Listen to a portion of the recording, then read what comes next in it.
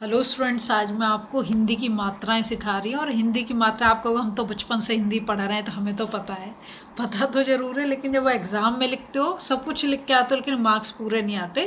उसका एक रीज़न ये भी है क्योंकि मात्राएं सब गलत सलत होती हैं। और सीबीएसई का रूल है कि अगर आपकी एक स्पेलिंग गलत हुई तो हाफ मार्क वो वहाँ पर काट देंगे। और किसी भी कंपटीशन में जाओ, कहीं पर भी जाओ, आपको मात्राएं तो पता होनी चाहिए। और सबसे बड़ी बात कि हम हिंदुस्तान में रहते हैं, हिंदुस्तानी है, तो हिंदी तो हमें आनी ही चाहिए। ठीक है, चलो शुरू करते हैं अपना काम। तो स्वर होते हैं हमारे, जैसे अ से अनार, आ से आम, छोटी से इमली, बड़ी से ईख, छोटे उ से उल्लू, बड़े उ से ऊन, री से ऋषि, ए से एड़ी, ऐ से ऐनक, ओ से ओखली, औ से औरत। ठीक है, ये तो स्वर तुम्हें पता होंगे। अब इसमें से जो है किस किस की मात्रा होती है और कैसे हमें लगानी है ये पता है। सबसे पहली चीज़ तो ये क्लियर कर लो, जितनी भी छोटा, जैसे छोटा आ, छोटी ई, छोटा ऊ, ठीक है, इन्हें बोलने में हमें क्या लगता है, कम समय लगता है। री से ऋषि, इसे बोलने में हमें कम समय लगा। इसका जस्ट डबल लगेगा जिसमें भी बड़ी मात्रा, जैसा बड़ा आ, बड़ी ई, बड़ा ऊ, ए, आई, ओ, औ, इसमें हमें डबल टाइम लगता है। ठीक है, पहली चीज़। दूसरी चीज़, कुछ मात्राएं जो है लाइन के ऊपर लगती है। ये जो लाइन बना रखी है इसे बोलते हैं शिरोरेखा। क्या बोलते हैं? शिरोरेखा। कुछ तो लाइन के ऊपर लगती हैं और कुछ लाइन के नीचे भी लगती हैं। ठीक है, अभी मैं आपको एक एक चीज़ क्लियर करके चलूँगी, थोड़ा सा पेशेंस बनाए रखें। तो जब अगर हम बात करें अ से अनार, अ से अनार जितने भी स्वर हैं सिर्फ उन्हीं की मात्रा होती है, किसी व्यंजन की मात्रा नहीं हो सकती। स्वर को हम इंडिपेंडेंटली बोल सकते हैं लेकिन व्यंजन को हम जो है उसे हमें स्वर की सहायता लेनी पड़ती है, तभी हम उसे बोल पाएंगे। ठीक है, तो ये जो अ से अनार है, अ से अनार में जो है कोई मात्रा हम नहीं लगाते। ठीक है, तो इसकी कोई भी मात्रा नहीं है, इसलिए मैंने यहाँ पर क्या कर दिया, क्रॉस कर दिया। अब अगर हम शब्द की बात करें तो कुछ भी शब्द हम बना सकते हैं। जैसे यहाँ पे मैं लिख दूँ तो कम, यहाँ पे कोई मात्रा आई, कोई मात्रा नहीं आई। ठीक है, अब देखो जैसे ये लिख रखा आ से आम। याद रखोगे जितनी भी बड़ी मात्राएं सब जो है तुम्हारा राइट हैंड जो है, राइट हैंड साइड पे लगेंगी। कहाँ लगेंगी? राइट हैंड साइड पे लगेंगी। ठीक है, राइट हैंड कौन सा? जिस हाथ से हम खाना खाते हैं उसी को हम राइट हैंड बोलते हैं। ठीक है, या सीधा हाथ भी बोल सकते हो तुम। ठीक है, देखो अब जैसे यहाँ पे अगर मेरे को यही शब्द लिखना है, इसकी मात्रा कैसे लिखते हैं हम? एक लाइन लगा देंगे, ऐसे ऐसे एक लाइन लगा देंगे। किसके बाद में? जो भी हम शब्द लिख रहे हैं उसके, मतलब जो अक्षर लिख रहे हैं उसके बाद में। जैसे ये कम है, अगर मुझे इसमें आ की मात्रा लगानी क के बाद, तो क्या लिखूंगी मैं? कामो। क के बाद आई, कहाँ पर आई? राइट हैंड साइड पर मात्रा आई। और बोलने से भी देखो, ये इसको पढ़ोगे कम, कम सुनाई दे रहा है, काम, आ सुनाई दे रहा है। बहुत अच्छे से अगर तुम प्रोनाउंस करके करोगे ना तो कुछ भी प्रॉब्लम नहीं होने वाली। अब आई छोटी की मात्रा। छोटी की मात्रा जैसे मैंने बोला, जितनी भी छोटी मात्रा उसे धीरे से बोलते हैं, जो बड़ी मात्रा उसको जोर से बोलते हैं। ठीक है, इसकी जितनी भी छोटी मात्राएं सब लेफ्ट हैंड साइड पे जाएंगी। किस साइड पे?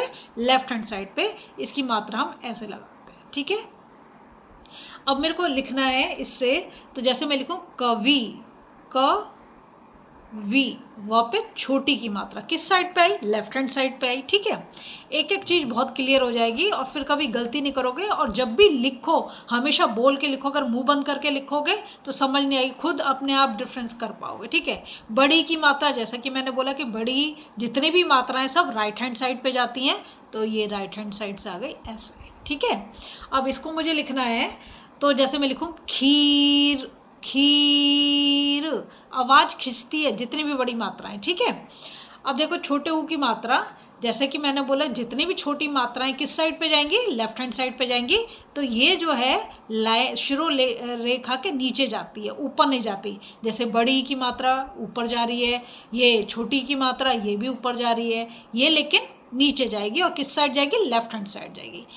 ठीक है, अब इससे मैं अगर एक शब्द बोलूं, जैसे क में मेरे को छोटे ऊ की कुल, कुल, क्या बोलेंगे? कुल। ठीक है, ये जैसा बड़ा हुआ है, बड़े ऊ की मात्रा फिर वही बोलूँगी, राइट हैंड साइड पे जाएगी। और ये भी कहाँ है? शरीर रेखा के नीचे लगेगी, ऊपर नहीं लगेगी। ठीक है, अब अगर मुझसे कहा जाए कि इससे एक शब्द लिखो, तो क्या लिख दूंगी मैं? फूल।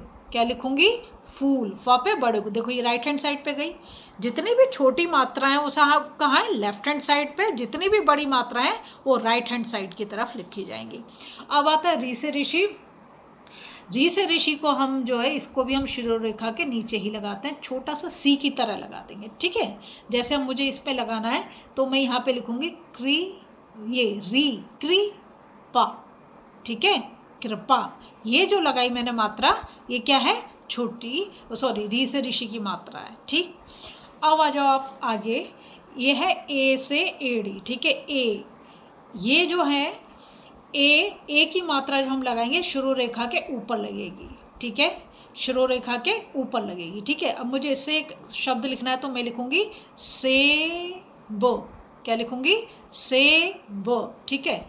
ये आई की मात्रा, इसे हम लिखते यहाँ पर तो दिख रहे, जब हम आई लिख रहे हैं ए की मात्रा लगा रहे हैं, लेकिन जब हम इसे लिखेंगे मात्रा में तो यहाँ पर हमारी दो मात्राएं होंगी, ठीक है।